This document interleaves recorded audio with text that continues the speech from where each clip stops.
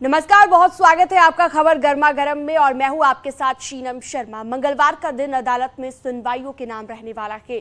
आज supreme court से लेकर इलाहाबाद हाई कोर्ट तक अहम सुनवाई होनी है। सुप्रीम कोर्ट में आज नुपुर शर्मा की याचिका पर सुनवाई होगी, तो वहीं अग्निपथ योजना के विरोध में दाखिल याचिकाओं पर भी सर्वोच्च अदालत सुनवाई करेगी। दोनों ही इस वक्त देश के बड़े मामले हैं। नुपुर शर्मा से जुड़ा विवाद पूरे देश पर असर डाल रहा है, तो वहीं अग्निपथ योजना को लेकर भी देश के कई हिस्सों में जबरदस्त विरोध देखने को मिला था और आज सुप्रीम कोर्ट में इन दोनों अहम मामलों को लेकर सुनवाई होगी, जिस पर पूरे देश की नजर होगी।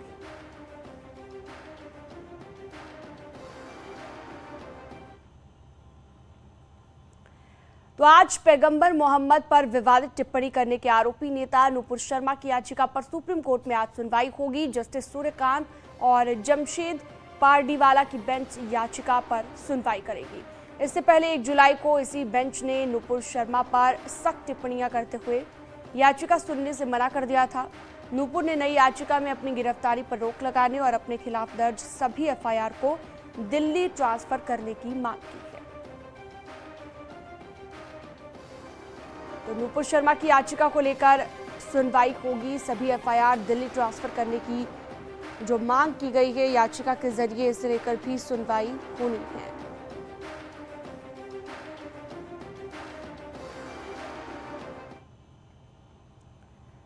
तो दूसरी तरफ अग्निपथ योजना के खिलाफ दाखिल याचिकाओं को लेकर भी सुप्रीम कोर्ट आज सुनवाई करेगा और इन याचिकाओं में योजना पर फिलहाल रोक लगाने, योजना की दोबारा समीक्षा किए जाने से लेकर उसे रद्द करने जैसी मांगे रखी गई है। याचिकाकर्ताओं ने यह भी कहा है कि जो लोग पहले से सैन्य बलों की नौकरी पाने की प्रक्रिया में हैं, उनके ऊपर ये योजना लागू नहीं होनी चाहिए। उन्हें 4 साल की बजाय पुराने कार्यकाल के हिसाब से ही नौकरी मिलनी चाहिए। इस मामले में केंद्र सरकार ने भी कैविएट दाखिल कर सुप्रीम कोर्ट से अनुरोध किया है कि उसका पक्ष सुने बिना कोई आदेश न दे।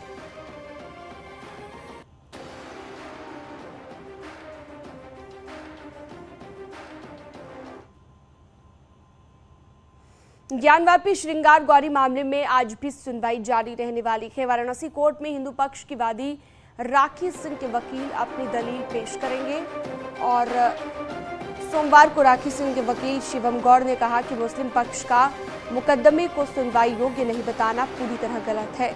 हिंदू पक्ष की ओर से सोमवार को सुप्रीम कोर्ट के कई जजमेंट पेश किए गए, 361 पन्ने की दलीलें पेश की गई, साथ ही 100 से ज्यादा जजमेंट पेश की गई। हिंदू पक्ष के 4 अन्य वादियों के वकीलों ने शुक्रवार को दलील दी थी कि ज्ञानवापी क्षेत्र में आदि विश्वेश्वर स्वयं प्रकट हुए और सदियों से उनकी पूजा की जाती रही है, लेकिन बाद में उनकी मूर्तियों को छिपा दिया गया। मामला पूरी तरह से सुनवाई योग्य है।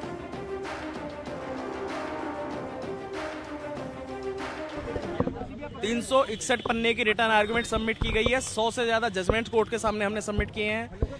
काशी विश्वनाथ एक्ट 1983, वक्फ एक्ट 1995 और प्लेसेस ऑफ वर्शिप एक्ट 1991 में मेरा केस कहीं से कहीं बाहर नहीं है, रिजेक्ट नहीं हो सकता। इस चीज़ को लेकर के हमने कोर्ट के सामने बखूबी सबमिशन किया है। वक्फ एक्ट 1995 का जो प्रोविजन बार बार लिया जा रहा था, वक्फ एक्ट केवल एप्लीकेबल होगी प्रॉपर्टी को लेकर के। यहाँ प्रॉपर्टी का सूट नहीं है। ये जो केस है केवल माँ श्रृंगार गौरी की वर्शिप तक है। माँ श्रृंगार गौरी की वर्शिप किसी अंजुमन इंतजामिया कमेटी ने नहीं रुकवाई थी, अंजुमन इंतजामिया की नहीं रुकवाई थी, और वो जो पूजा जो वर्शिप माँ श्रृंगार गौरी की रुकवाई गई थी वो स्टेट ऑफ उत्तर प्रदेश के द्वारा रुकवाई गई थी। प्रयागराज में अटाला हिंसा के मास्टरमाइंड जावेद मोहम्मद की पत्नी की याचिका पर हाईकोर्ट में सुनवाई होगी। पीडीए के जावेद के घर पर बुलडोजर चलाए जाने के खिलाफ ये याचिका दायर की गई है। जावेद की पत्नी परवीन फातिमा ने याचिका में गैर कानूनी तरीके से घर ध्वस्त करने का आरोप लगाया है।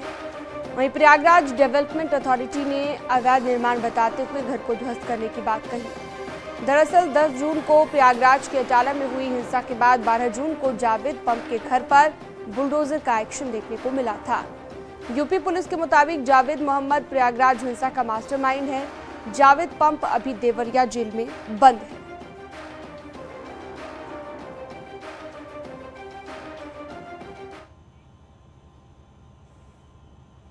और चलिए एक बड़ी खबर आपको बता दें, जौहर यूनिवर्सिटी का हिस्सा कब्जाने के मामले में आजम खान की याचिका पर जारी नोटिस पर आज यूपी सरकार सुप्रीम कोर्ट में अपना जवाब दाखिल कर सकती है। आजम की जमानत से जुड़ी शर्त पर रोक के अपने आदेश को उत्तर प्रदेश सरकार से जवाब मांगा गया था। मामला आजम खान की जमानत से जुड़ी इलाहाबाद हाईकोर्ट की शर्त पर सुप्रीम कोर्ट की रोक से जुड़ा हुआ है।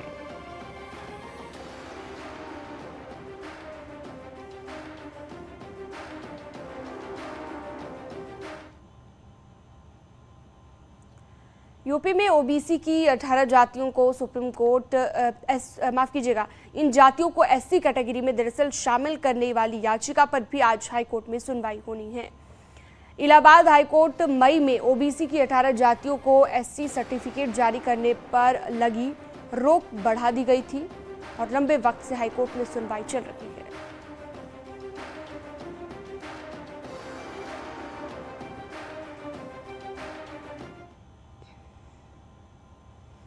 मुख्यमंत्री योगी आदित्यनाथ की अध्यक्षता में आज कैबिनेट की बैठक होगी। सुबह 11 बजे होने वाली बैठक में कई अहम प्रस्तावों को मंजूरी दी जा सकती है। कैबिनेट की बैठक में करीबन 11 प्रस्तावों पर चर्चा होगी। कैबिनेट बैठक के बाद मंत्रिपरिषद की बैठक भी आयोजित होगी। तो करीबन 11 प्रस्तावों को लेकर चर्चा होगी। आज योगी कैबिनेट की अहम बैठक है। मंत्रिपरिषद की भी इसके बाद बैठक होगी। कैबिनेट की बैठक के बाद तो कई महत्वपूर्ण मुद्दों को लेकर चर्चा भी हो सकती है। 11 बजे लोक भवन में ये बैठक होगी।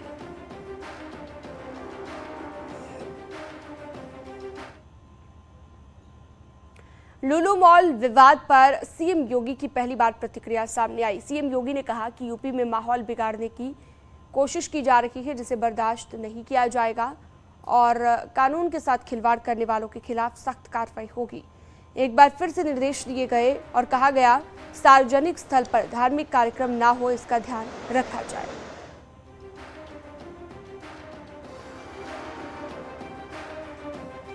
ही लखनऊ के अंदर भी देखने को मिला। लखनऊ में एक मॉल खुला है, वह मॉल अपने व्यावसायिक प्रतिष्ठान को लेकर काम कर रहा है और उसको लेकर के राजनीति का अड्डा बनाना, अनावश्यक बयानबाजी जारी करना और उसके नाम पर फिर सड़कों पे प्रदर्शन करके लोगों के आवागमन को बाधित करना और बार बार लखनऊ के प्रशासन से कहा गया सब के बावजूद भी अराजकता पैदा करने और सांप्रदायिक विद्वेष की स्थिति पैदा करने का जो कुत्सित प्रयास हो रहा है, यहाँ पे लखनऊ प्रशासन को बहुत गंभीरता से इसको लेना चाहिए। इस प्रकार की किसी भी शरारत को स्वीकार नहीं करना चाहिए। सख्ती से ऐसे तत्वों से निपटना चाहिए जो अनावश्यक मामलों को बढ़ावा देकर के माहौल खराब करने का प्रयास करते हैं। पीडब्ल्यूडी के ट्रांसफर में गड़बड़ी पर एक्शन में सीएम योगी और पीडब्ल्यूडी विभाग के मंत्री जितेंद्र प्रसाद के ओएसडी को हटा दिया गया है। ओएसडी अनिल कुमार पांडे को हटाया गया है। एचओडी मनोज गुप्ता पर कार्रवाई की सिफारिश की गई है।